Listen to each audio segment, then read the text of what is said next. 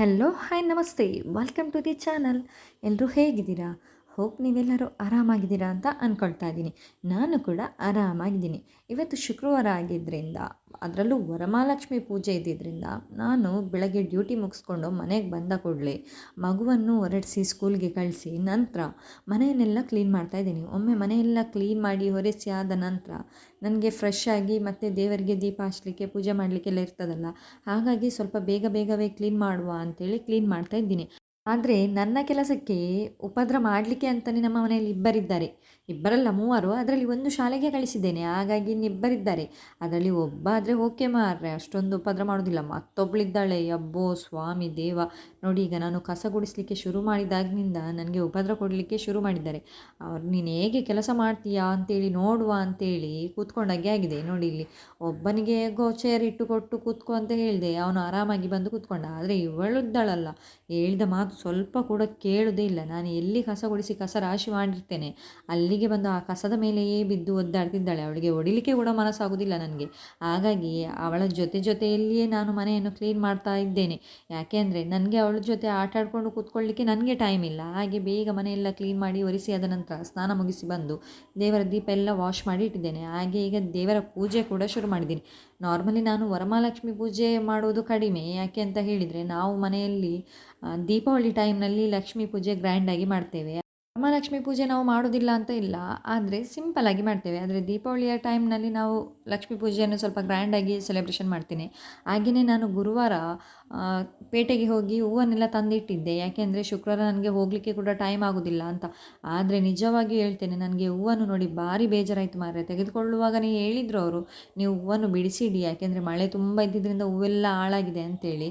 ಆಯಿತು ಅಂತ ಹೇಳಿ ತೆಗೆದುಕೊಂಡು ಬಂದೆ. ಆದರೆ ಹೂವನ್ನು ನೋಡುವಾಗ ನಿಜವಾಗಿಯೂ ಭಾರಿ ಬೇಜಾರಾಯಿತು. ಈಗ ನೋಡಲಿಕ್ಕೆ ಇಷ್ಟು ಚೆಂದ ಕಾಣಿಸ್ತಾ ಉಂಟು, ಆದರೆ ಹೂ ಮುಟ್ಟುವಾಗನೇ ಉದುರಿ ಹೋಗ್ತಾ ಇತ್ತು. ಹೊಸದಾಗಿ ಹೂ ತಂದು ಹಾಕು ಅಂತ ಹೇಳಿದರೆ ನನ್ನಲ್ಲಿ ಟೈಮ್ ಕೂಡ ಇರಲಿಲ್ಲ. ಹಾಗೆಯೇ ವರಮಹಾಲಕ್ಷ್ಮಿ ಪೂಜೆ ದಿನ ಹೂ ತರಲಿಕ್ಕೆ ಆಗ್ತದ ಮಾರ್ರೆ, ಎಂಥ ರೇಟ್ ಅಲ್ವಾ. ಹಾಗಾಗಿ ಇದ್ದಿದ್ರಲ್ಲಿಯೇ ಸುಧಾರಿಸುವ ಅಂತೇಳಿ ಹೂವನ್ನೆಲ್ಲ ಹಾಕಿ ದೇವರಿಗೆ ದೀಪ ಹಾಕ್ತಾ ಇದ್ದೇನೆ. ನಾನು ಪ್ರತಿ ಶುಕ್ರವಾರ ಕೂಡ ಇದೇ ರೀತಿ ಪೂಜೆ ಮಾಡ್ತೇನೆ. ಆದರೆ ಎಂತ ಅಂದರೆ ಫ್ರೂಟ್ಸ್ ಎಲ್ಲ ಇಡೋದಿಲ್ಲ, ಹಾಗೆ ಹೂವೆಲ್ಲ ಹಾಕಿ ಕಳಸ ಎಲ್ಲ ಇಟ್ಟು ಪೂಜೆ ಮಾಡ್ತೇನೆ. ನಾನು ಇವತ್ತು ಸ್ವಲ್ಪ ಬೇಗನೆ ಪೂಜೆ ಮಾಡ್ತಿದ್ದೇನೆ. ಯಾಕೆ ಅಂತ ಹೇಳಿದರೆ, ನನಗೆ ಅಷ್ಟೊತ್ತಿಗೆ ಅಕ್ಕನ ಕಾಲ್ ಕೂಡ ಬಂದಿತ್ತು. ದೇವಸ್ಥಾನಕ್ಕೆ ಹೋಗಲಿಕ್ಕೆ ಉಂಟು, ನೆನಪುಂಟಲ್ಲ, ಕರೆಕ್ಟ್ 11:15 ಹೊರಟು ಬಾ ಅಂತ ಹೇಳಿದರು. ಹಾಗೆ ನಾನು ನನ್ನ ಚಿಕ್ಕತ್ತೆಗೆ ಕಾಲ್ ಮಾಡಿ ಕೇಳುವಾಗ ಅವರು ಕೂಡ ಅದೇ ಟೈಮ್ ಹೇಳಿದರು. ಹಾಗಾಗಿ ನನ್ನಿಂದ ತಡ ಆಗಬಾರ್ದಲ್ಲ ಅಂಥೇಳಿ ಬೇಗ ಪೂಜೆ ಮಾಡಿ ಹೊರಡುವ ಅಂತೇಳಿ ಎನಿಸಿದೆ. ಹಾಗೆಯೇ ನಿಮ್ಮ ಮನೆಯಲ್ಲಿ ಈ ದಿನ ವರಮಹಾಲಕ್ಷ್ಮಿ ಪೂಜೆ ಹೇಗೆಲ್ಲ ಆಯಿತು ಅಂತೇಳಿ ಕಮೆಂಟ್ ಮಾಡೋದರ ಮೂಲಕ ತಿಳಿಸಿ, ಆಯಿತಾ? ಹಾಗೆಯೇ ನೋಡಿ, ಇಲ್ಲಿ ಫೈನಲ್ಲಿ ನಮ್ಮ ಮನೆಯಲ್ಲಿ ದೇವರ ಪೂಜೆ ಈ ರೀತಿ ಆಗಿತ್ತು. ಮನೆಯಲ್ಲಿ ಪೂಜೆ ಮುಗಿಸಿ ದೇವಸ್ಥಾನಕ್ಕೆ ಹೋಗಲಿಕ್ಕೆ ಇತ್ತು. ದೇವಸ್ಥಾನಕ್ಕೆ ಯಾಕೆ ಅಂತ ಕೇಳೋದಾದರೆ ಗೊತ್ತಲ್ವಾ, ವರಮಹಾಲಕ್ಷ್ಮಿ ಪೂಜೆ ಅಲ್ವಾ, ಅದು ಕೂಡ ಹೆಣ್ಣು ಮಕ್ಕಳ ಹಬ್ಬ. ಹಾಗಾಗಿ ದೇವಸ್ಥಾನಕ್ಕೆ ಒಮ್ಮೆ ಹೋಗಿ ಬರುವ ಅಂತೇಳಿ ಎನಿಸಿದ್ವಿ. ಹಾಗೆಯೇ ದೇವಸ್ಥಾನಕ್ಕೆ ಹೋಗುವ ಮುಂಚೆ ಸ್ವಲ್ಪ ಹೊಟ್ಟೆಗೇನಾದರೂ ಹಾಕಿಕೊಳ್ಳುವ ಅಂತೇಳಿ ಮೊಸರನ್ನ, ಹಾಗೆ ಕಡಲೆ ಉಸ್ಲಿ, ಮತ್ತು ಒಂದು ಬಗೆಯ ಸ್ವೀಟ್ ಕೂಡ ಮಾಡಿದ್ದೆ. ಅದನ್ನೆಲ್ಲ ತಿಂದು ಬೇಗ ಸೀರೆ ಉಡುವ ಅಂತೇಳಿ ಬಂದೆ. ಸೀರೆ ಎಲ್ಲ ಉಟ್ಟಾದ ನಂತರ ಉಂಟಲ್ಲ, ಹೆಣ್ಣು ಮಕ್ಕಳದು ಸ್ವಲ್ಪ ಲೈಟಾಗಿ ಮೇಕಪ್ ಮಾಡೋದು. ನನಗೆ ಮೇಕಪ್ ಮಾಡಲಿಕ್ಕೆಲ್ಲ ಬರೋದಿಲ್ಲ ಮಾರ್ರೆ, ಆದರೂ ಸ್ವಲ್ಪ ಕ್ರೀಮ್ ಪೌಡರ್ ಏನಾದರೂ ಮೆತ್ತಿಕೊಂಡು ಹೋಗಬೇಕಲ್ಲ. ಇಲ್ಲದಿದ್ದರೆ ಪೂಜೆಗೆ ಬಂದವರೊಮ್ಮೆ ಎಲ್ಲರೂ ತಿರುಗಿ ನೋಡಲಿಕ್ಕಿರ್ತದೆ ಅಲ್ವಾ, ಇವಳು ಯಾರಪ್ಪ ಬೆಳಗ್ಗೆ ಮುಖ ಕೂಡ ತೊಳೆಯದೆ ಸೀದಾ ದೇವಸ್ಥಾನಕ್ಕೆ ಬಂದಿದ್ದಾಳೆ ಅಂತ ಸೀನ್ ಬೇಕಾ? ಬೇಡ ಅಲ್ಲ. ಅದಕ್ಕೋಸ್ಕರ ಲೈಟಾಗಿ ಮೇಕಪ್ ಮಾಡಿಕೊಳ್ತಾ ಇದ್ದೇನೆ. ಹಾಗೆ ಸ್ವಲ್ಪ ಲಿಪ್ಸ್ಟಿಕ್ ಕೂಡ ಹಾಕ್ತಿದ್ದೇನೆ. ಲಿಪ್ಸ್ಟಿಕ್ ಹಾಕ್ತಿದ್ದಾಳೆ, ಇದೆಂತ ಕಡಿಮೆ ಮೇಕಪ್ ಅಂತೇಳಿ ಭಾವಿಸಬೇಡಿ. ಯಾಕೆ ಅಂತ ಹೇಳಿದರೆ, ಈಗ ಲಿಪ್ಸ್ಟಿಕ್ ಹಾಕದೆ ಹೊರಗಡೆ ಹೋಗುವಂಥ ಹುಡುಗಿಯರು ಯಾರಿದ್ದಾರೆ ಅಲ್ವಾ.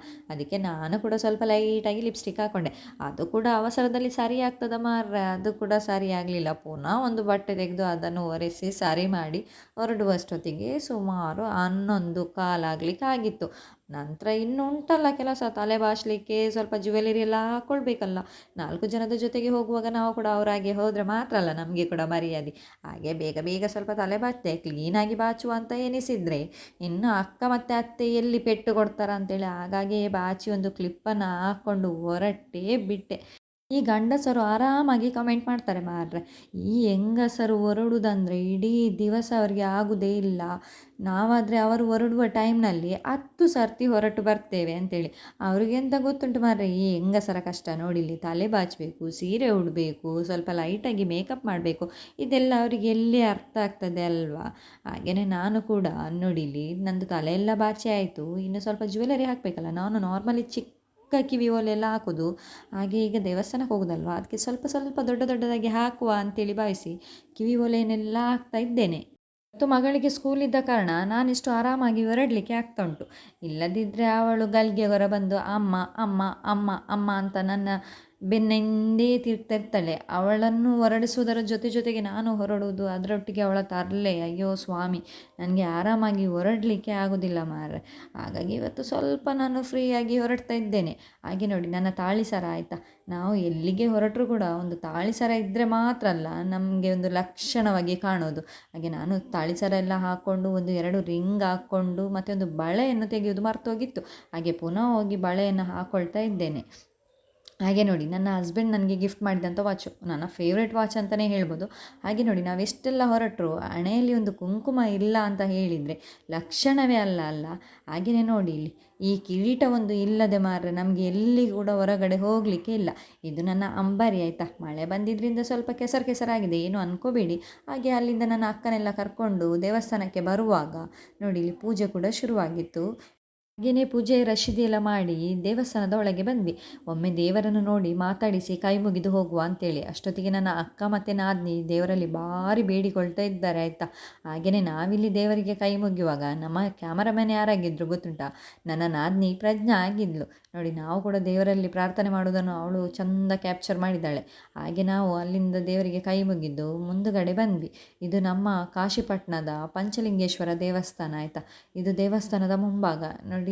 ಎಲ್ಲರೂ ಹೊರಗಡೆ ಇದ್ದದ್ರಿಂದ ದೇವಸ್ಥಾನದ ಒಳಗೆ ಅಷ್ಟೊಂದು ಜನ ಇರಲಿಲ್ಲ, ಹಾಗಾಗಿ ನಮಗೆ ದೇವರ ದರ್ಶನ ಆರಾಮಾಗಿ ಸಿಕ್ತು. ಹಾಗೆ ನೋಡಿ ಇಲ್ಲಿ ಬಂದಂಥ ಭಕ್ತಾದಿಗಳಿಗೆ ಕೊಡಲಿಕ್ಕೆ ಪ್ರಸಾದವನ್ನೆಲ್ಲ ಪ್ಯಾಕ್ ಮಾಡ್ತಾ ಇದ್ದಾರೆ. ಪ್ರಸಾದವನ್ನು ಪ್ಯಾಕ್ ಮಾಡ್ತಿದ್ದಾರೆ ಅಂತ ಹೇಳುವಾಗಲೇ ಗೊತ್ತಾಗಬೇಕು ಅದು ಪೂಜೆಯ ಕೊನೆಯ ಹಂತ ಅಂತೇಳಿ.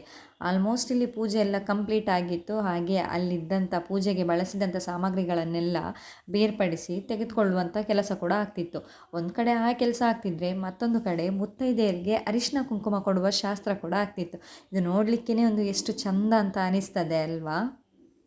ಹಾಗೆಯೇ ಪೂಜೆಗೆ ಕೂತ್ಕೊಂಡವರೊಮ್ಮೆ ಪ್ರಸಾದವೆಲ್ಲ ತೆಗೆದುಕೊಂಡು ಆದ ನಂತರ ನಾವು ಹೋಗುವ ಅಂತೇಳಿ ಭಾವಿಸಿ ಕೂತ್ಕೊಂಡಿದ್ವಿ. ಯಾಕೆಂತ ಹೇಳಿದರೆ ಬೆಳಗಿಂದ ಮಧ್ಯಾಹ್ನದವರೆಗೆ ಪೂಜೆಗೆ ಕೂತ್ಕೊಂಡು ಸಾಕಾಗಿರ್ತದೆ ಅವರಿಗೆ. ಹಾಗೆ ಅವರೊಮ್ಮೆ ಪ್ರಸಾದ ತೆಗೆದುಕೊಳ್ಳಿ ಅದಾದ ನಂತರ ನಾವು ಹೋಗುವ ಅಂತೇಳಿ ಭಾವಿಸಿದ್ವಿ. ಹಾಗೆ ನೋಡಿ ಇಲ್ಲಿ ಪ್ರಸಾದಕ್ಕೆ ಲೈನ್ ಎಷ್ಟು ದೊಡ್ಡದುಂಟು. ಹಾಗೆ ನಾವೆಲ್ಲ ಪ್ರಸಾದ ಎಲ್ಲ ತೆಗೆದುಕೊಂಡು ಊಟ ಎಲ್ಲ ಮುಗಿಸಿ ಇನ್ನು ಮನೆಗೆ ಹೊರಡುವ ಅಂತೇಳಿ ಹೊರಗಡೆ ಬರುವಾಗ ನೋಡಿ ಇಲ್ಲಿ 2 ಮರಕೋತಿಗಳು ಮರದಲ್ಲಿ ನೇತಾಡ್ತಾ ಇದೆ. ಒಂದು ನನ್ನ ಅಕ್ಕ, ಮತ್ತೊಂದು ನನ್ನ ನಾದಿನಿ.